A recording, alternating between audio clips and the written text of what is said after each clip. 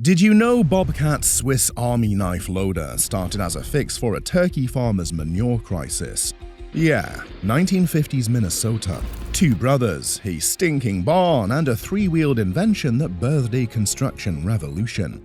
From that dirty job, Bobcat exploded into a billion-dollar empire, reshaping farming, landscaping, and job sites worldwide.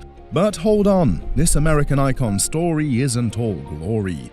Jaw-dropping twists turned its $5 billion legacy into a $2 billion Asian acquisition by 2024. Right now, we're watching this legend unravel in real time. How does a brand go from industry titan to cautionary tale? Spoiler, corporate drama, foreign takeovers, and the cost of losing its soul. Front row seats to the rise and fall? You're in luck. Buckle up.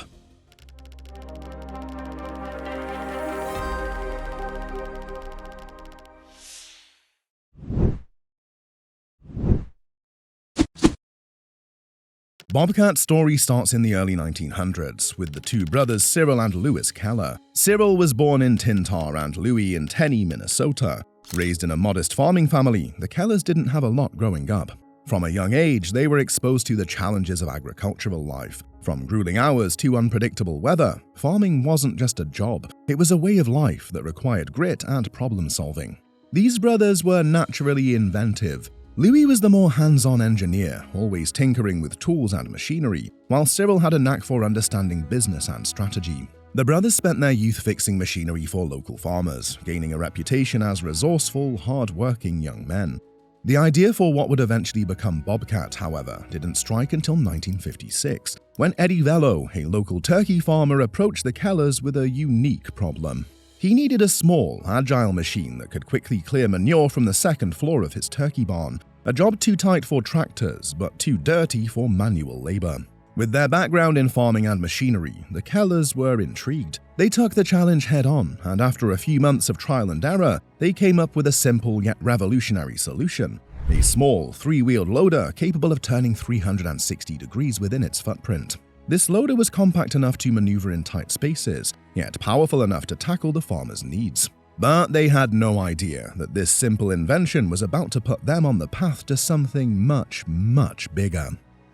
The Keller brothers' first prototype, named the Keller Loader, wasn't pretty, but it worked. It was compact, nimble, and could turn on a dime, a crucial feature for navigating the cramped barns and narrow stalls common on farms. Word spread quickly, and soon other local farmers were lining up to request similar loaders. But the brothers knew they needed support to take their machine to the next level. They lacked the funding and resources to produce the loader on a larger scale. Founded by E.G. Melrose in 1947, Melrose Manufacturing, a small machinery company based in Gwinnett, North Dakota, was a company initially specialized in agricultural attachments and tillage equipment. E.G. Melrose's sons, Lester, Clifford, Roger, and Irving, along with son-in-law Eugene Dahl, who had recently taken over the family business, saw the potential in the Keller loader and offered the Keller brothers a partnership. In 1958, the Melrose brothers hired the Kellers to bring their loader design to the production line. They brought the rights to the innovative three-wheeled loader built by the Keller brothers, including the M60 self-propelled loader. The M60 had two production versions. The first was the same as the original 6 prototypes. The records are unclear as to how many of this version were produced, but everyone agrees the number is low. The second version, M60 Improved, had 2 modifications. The rear portion of the frame was now a casting, and the Wisconsin engine was replaced by a 12.9 horsepower 2-cylinder Onan engine. Both of these versions had the same boom upright configuration. This configuration was nicknamed the Grasshopper Boom. The next year, in 1959, Melrose enhances the M60 with the introduction of the new M200.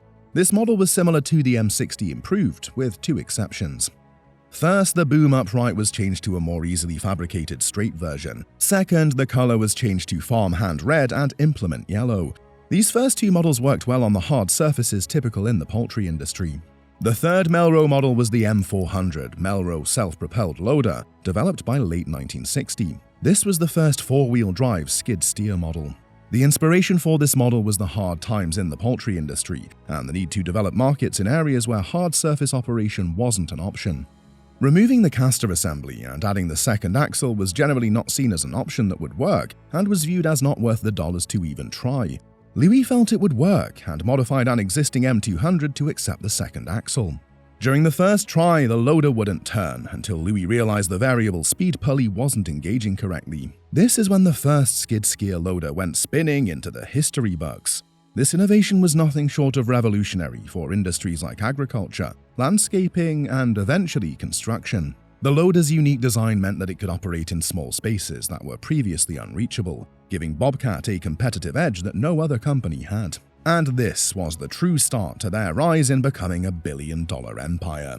With the introduction of the skid-steer loader, Bobcat's popularity soared. Farmers, contractors, and even the military began to recognize the value of these small, powerful machines. Demand exploded, and by the mid-1960s, Bobcat was selling thousands of units a year, becoming a staple on job sites across America. The company expanded its production facilities to keep up with the demand, and the Kellers, now part of the Melrose team, continued to innovate, refining the loaders and adding new attachments to make them even more versatile.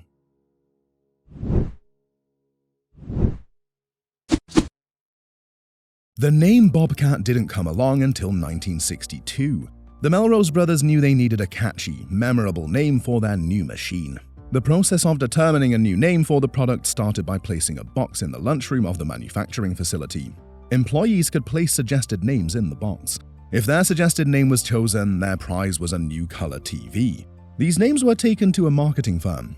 While meeting with Lynn Bickett at the marketing firm, the name Bobcat was pulled from the box. When looking up Bobcat in the dictionary, it was described as a North American mammal that is tough, quick, and agile.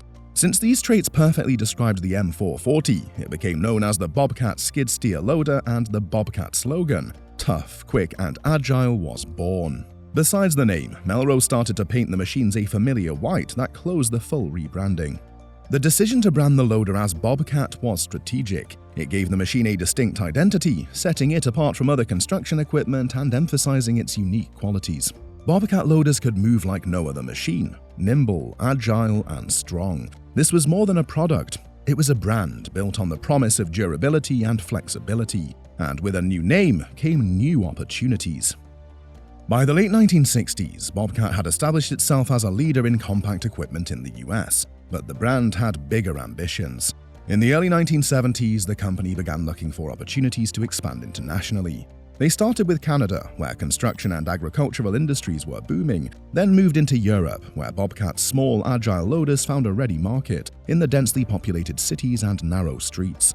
The international expansion wasn't without challenges. Bobcat faced stiff competition from established European manufacturers, and importing and exporting machinery across borders came with a host of regulatory hurdles. But the company persisted, and by the end of the 1970s, Bobcat was a global brand with distribution centers and dealers across North America, Europe, and parts of Asia. It would later extend its operations and distribution to Australia, where it was extensively welcomed as if this was where the revolutionary brand first propped up. This international growth and expansion wasn't just about selling more machines, it was about establishing Bobcat as a global standard in compact equipment. The company invested in local manufacturing plants and partnered with foreign distributors, allowing them to adapt their machines to meet the unique needs of different markets. And as Bobcat grew, so did its reputation for quality, reliability, and versatility, until it lost its independence and freedom to innovate without restrictions. In 1969, Melrose Manufacturing, Bobcat's parent company, was acquired by Clark Equipment Company, an American manufacturing conglomerate known for its expertise in industrial and construction machinery. The acquisition gave Bobcat access to Clark's vast resources, from R&D to advanced manufacturing techniques. Under Clark's ownership, Bobcat continued to grow, introducing new models and expanding its line of attachments. However, the acquisition also marked the beginning of a series of ownership changes that would take Bobcat on a roller coaster ride over the next few decades. Under the new ownership, Bobcat made their first big innovation, the Bob tax system. The system was first introduced with the Bobcat M970 model, nicknamed Big Bob, which was the largest skid-steer loader at the time with a 3,000-pound rated capacity. This system was a lever-actuated attachment mounting device, patented in 1972, replacing the earlier pin-on attachments. The introduction of the Bob tax system was a defining moment, spawning the attachment industry and earning the skid-steer loader the moniker Swiss Army knife of construction equipment, setting up the global industry standard up until today. The Clark acquisition had its ups and downs. While it gave Bobcat the capital it needed to expand globally, it also introduced a level of corporate bureaucracy that sometimes clashed with the innovative, hands-on culture the Kellers and Melrose brothers had built. But despite these challenges, Bobcat thrived, and by the 1980s, the company was producing some of the most advanced compact equipment in the world.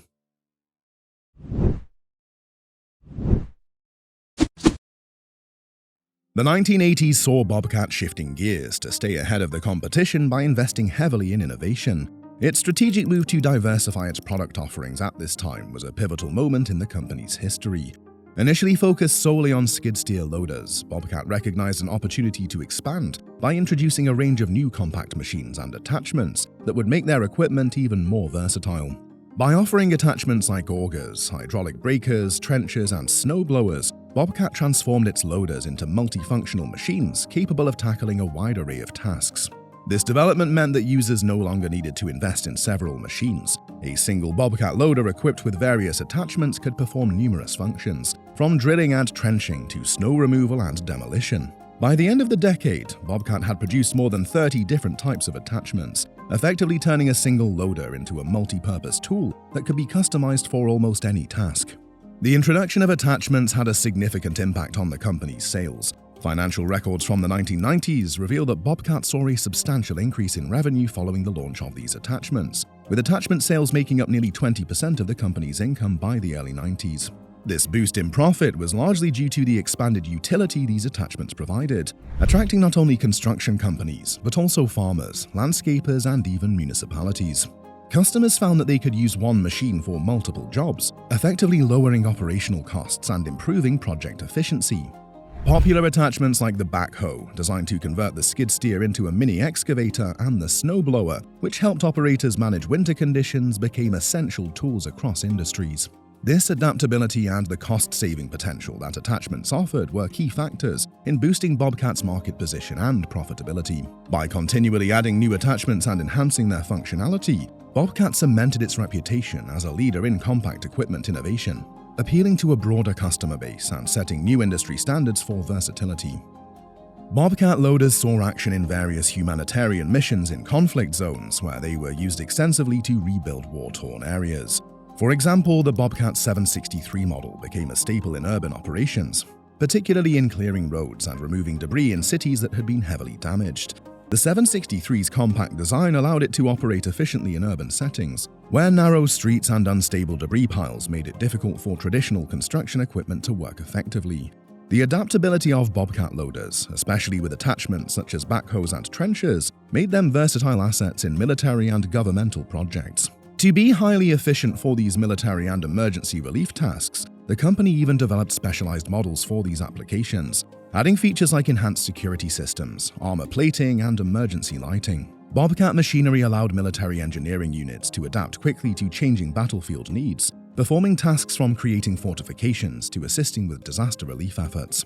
By providing a cost-effective, multifunctional solution, Bobcat had earned a unique place in military logistics, proving that its machines are as essential in combat zones as they are in construction and agricultural fields.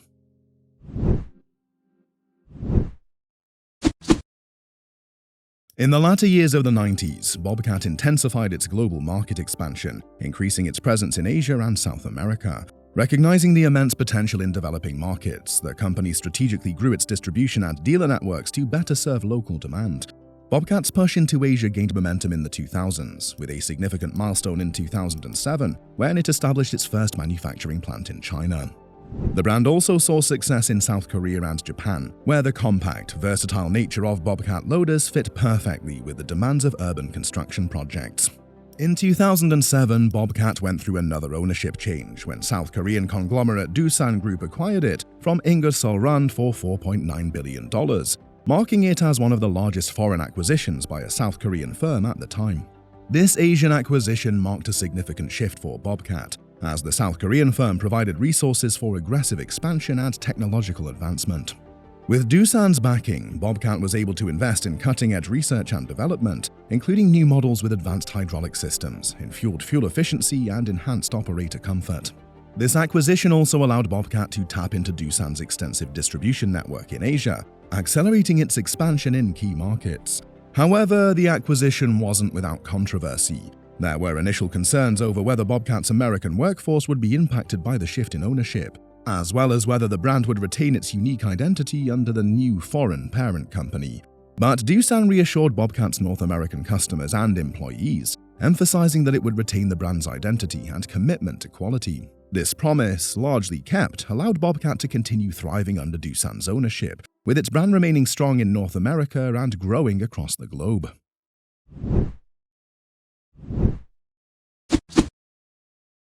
In the beginning of the 2010s, Bobcat faced a new set of challenges: environmental regulations and the demand for green technology. Recognizing the need to adapt, Bobcat began investing in developing more eco-friendly machinery. The company introduced several models with lower emissions, including electric loaders designed to reduce fuel consumption and pollution. Bobcat also improved its manufacturing processes to reduce waste and energy use, aiming to align with increasingly strict environmental standards worldwide. In recent years, Bobcat has embraced digital technology to stay competitive. The company introduced features like GPS tracking, remote diagnostics, and automated control systems in its newer models, allowing operators to manage and troubleshoot machines more efficiently themselves. These technological advancements not only made Bobcat equipment more user-friendly, but also attracted a younger generation of operators who valued connectivity and ease of use. By staying at the forefront of green and digital technology, Bobcat has ensured that its brand remains relevant and appealing to today's environmentally conscious and tech-savvy market.